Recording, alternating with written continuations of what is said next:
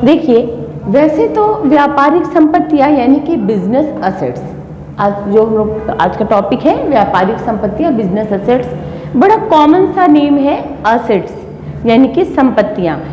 Business में इसका बार बार प्रयोग होता है, अकाउंटिंग जो आप लोग करते हो तो चाहे अकाउंटिंग करना हो या बिजनेस स्टडी में हो, बार बार ये वर्ड आता है असेट्स, असेट्स यानी कि संपत्तियां। तो लेकिन जब इसको डिफाइन करना होता है, बड़ा कॉमन सा है, हम लोग समझते हैं कि असेट्स क्या होता है, बट उसको बच्चे प्रॉपर डिफाइन नहीं कर पाते। इसलिए है तो एकदम सिंपल सा है, 11th स्टैंडर्ड में भी है, 12th स्टैंडर्ड में भी है, लेकिन इसको अच्छे से इसको डिफाइन करना हमें समझना होगा।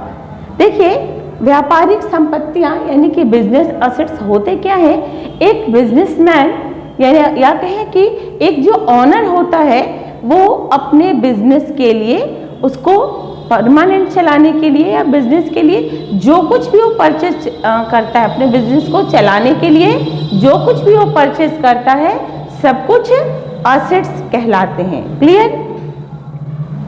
अब ये असेट्स कई टाइप के हो सकते हैं, कुछ तो ऐसे जो कि जिनकी प्रकृति स्थायी होती है यानी कि स्थायी संपत्तियां, फिक्स असेट्स, ऐसे असेट्स जिनको पे बार बार खर्च नहीं करना पड़ता है, एक बार उनको ले लिया, बिजनेस के काम के लिए ले लिया, जैसे कि लैंड है, बिल्डिंग है, फर्नीचर, मशीनरी है, तो उनपे उनकी जो लाइफ होती है ना, वो लॉन्ग लाइफ होती है, उस पर बार बार आपको एक्सपेंस नहीं करना पड़ता, इसीलिए इनको स्थायी संपत्तियां, फिक्स असेट्स कहते हैं। जैसे इसमें आता है भूमि, भवन, furniture, plant, machinery, land, building, furnitures, plants, machinery और इस तरह की जितनी भी चीजें हैं जिस पर कि बार बार खर्च नहीं करना पड़ता, एक बार उसको खरीदने के बाद वो लंबे समय तक बिजनेस के लिए हमारे प्रयोग होती है, यूज होता है, उसको हम लोग फिक्स असेट्स कहते हैं। क्लियर?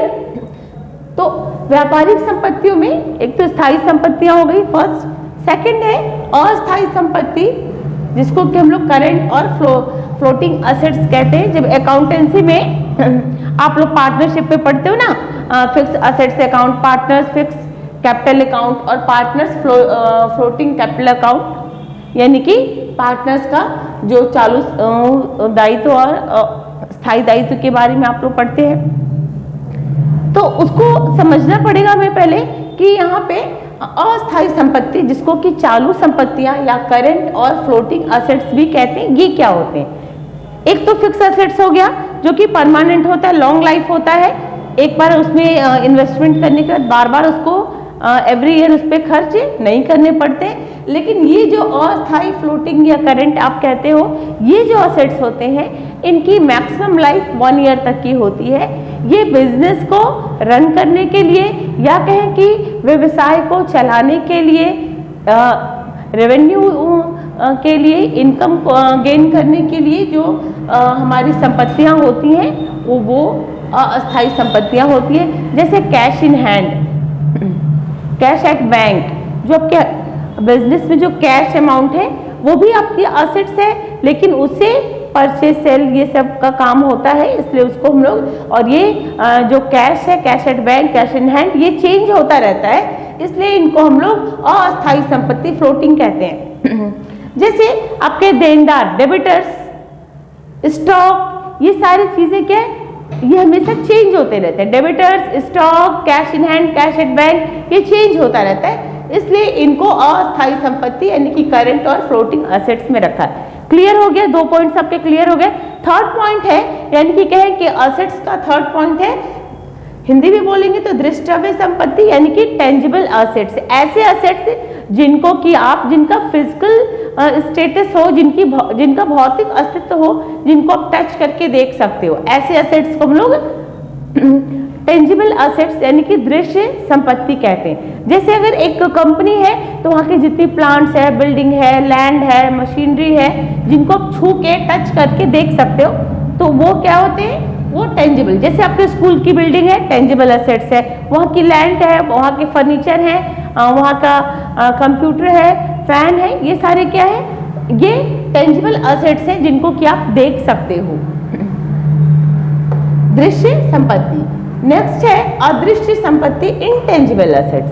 बिजनेस में कुछ ऐसे भी असेट्स होते हैं जिनको कि हम टच करके नहीं देख सकते, जिनको हम छू के नहीं देख सकते, ऐसे असेट्स को बोलते हैं इनटेंजिबल असेट्स, या फिर हिंदी में बोलेंगे तो अदृश्य संपत्तियां, जिनको हम देख नहीं सकते, उनको हम अपने आंखों से उनको नहीं देख सकते, बट वो होती हैं, उससे बिजनेस के स्टेटस पे, बिजनेस में उसका बहुत बड़ा रोल होता है।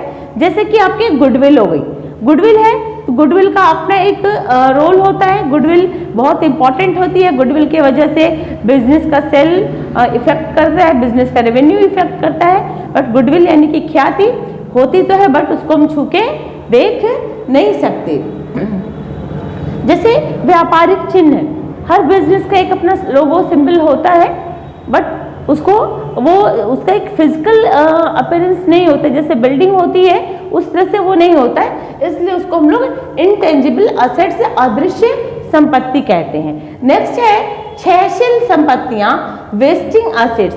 कुछ ऐसे असेट्स होते हैं हमारे बिजनेस में जिनका यूज करने से, जैसे जैसे उनका हम यूज करते जाते हैं उसकी वैल्यू कम होती जाती है, या फिर कहें कि ज्यादा यूज करने से वो खत्म होती जाती हैं। जैसे मान लीजिए कि आपने एक गाड़ी ली है, एक ट्रक लिया है, और उसकी लाइफ कितने टाइम के लिए, जैसे जैसे आप उसको यूज करते हो वो ओल्ड होता जाता है, उसकी वैल्यू कम होती जाएगी ना, तो वो क्या है, मतलब कि वो एक वेस्टिंग एसेट से एक क्षयशील संपत्ति है। या फिर ऐसे भी समझ सकते हैं, जैसे कोई माइन है, कोई खदान है, कोयले की खान समझ लीजिए, पेट्रोलियम का है, एक माइन से एक लिमिट है ना उसे कि हम कितना कोयला निकाल सकते हैं, उसके बाद वो खत्म होती जाएगी जैसे जैसे निकालते जाएंगे।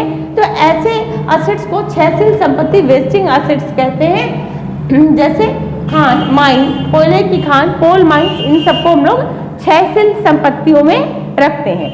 एक लास्ट बचा हुआ है, लास्ट है नाम मात्र का की संपत्ति या कल्पित संपत्ति आप बोल सकते हो इसको, फ्लक्चुएशन असेट्स या रेवेन्यू एक्सपेंडिचर्स, आयगत व्यय, मतलब आय करने के लिए जो व्यय किए जाते हैं, लेकिन उसका नेचर जो होता है वो अस्थायी होता है। उसका ये जो एक्सपेंस कर रहे हैं उसका जो नेचर है वो फिक्स है, बट वो एक्सपेंस हम इनकम को इंक्रीज करने के लिए यानी आय को बढ़ाने के लिए करते हैं। तो ऐसे संपत्तियों को हम लोग बोलते हैं कल्पित संपत्ति, नामात्र की संपत्ति, या फिर उसको फ्लक्चुएशन असेट्स के नाम से हम लोग जानते हैं।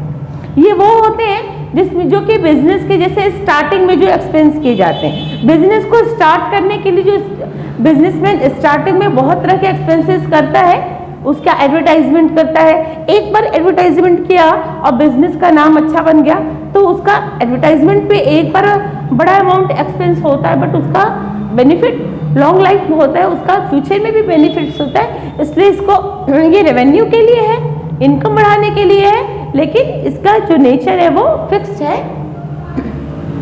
सस्पेंस अकाउंट, शेयर्स डिबेंचर्स पे जो डिस्काउंट देते हैं, शेयर्स और डिबेंचर्स पे डिस्काउंट देके जो हमारे शेयर होल्डर, डिबेंचर होल्डर बनेंगे, अंश धारक, ऋण पत्र धारक बनेंगे, उनको जो छूट देते हैं उस डिस्काउंट का हमें लॉन्ग लाइफ बेनिफिट मिलता है। इसलिए ये सारे जो हमारे प्रीमियरी एक्सपेंसेस होते हैं, बिजनेस को स्टार्ट करने के जो प्रारंभिक व्यय होते हैं, इनकी भी प्रकृति, ये प्रारंभ में खर्च किए जाते हैं, बट ये स्थायी प्रकृति के होने से इनको भी संपत्ति में रखा जाता है। यानी कि समझिए बच्चों कि हमारे असेट्स में बिजनेस असेट्स कितने टाइप के हैं। जनरली हम लोग जानते हैं 2 टाइप के बच्चे बोल देते हैं, फिक्स असेट्स और फ्लोटिंग असेट्स, 2 ही टाइप के बोलते हैं, यानी कि स्थिर संपत्ति और चालू संपत्ति। लेकिन 2 ये प्रमुख रूप से हैं, इन दोनों का हमेशा यूज होता है, ये मोस्टली प्लेसेस पे आते हैं। बट इनके अलावा भी हमारी दृश्य संपत्तियां, टेंजिबल असेट्स, अदृश्य इंटेंजिबल असेट्स, क्षयशील वेस्टिंग असेट्स, कल्पित संपत्तियां या नाममात्र की संपत्तियां, फ्लक्चुएशन असेट्स, ये टोटल 6 प्रकार की संपत्तियां होती हैं जो कि बिजनेस में प्रयोग में लाती हैं। आई थिंक कि आपको ये असेट्स का टॉपिक क्लियर हो गया होगा, चाहे आप 11th के स्टूडेंट हैं तो भी या 12th के स्टूडेंट हैं, आपको पार्टनरशिप में, कंपनी में, दोनों जगह ये असेट्स का कॉन्सेप्ट आपको बिल्कुल क्लियर होना चाहिए, तभी आप अकाउंटिंग प्रॉपर कर पाएंगे। तो आई थिंक कि आपको ये टॉपिक क्लियर हो गया होगा।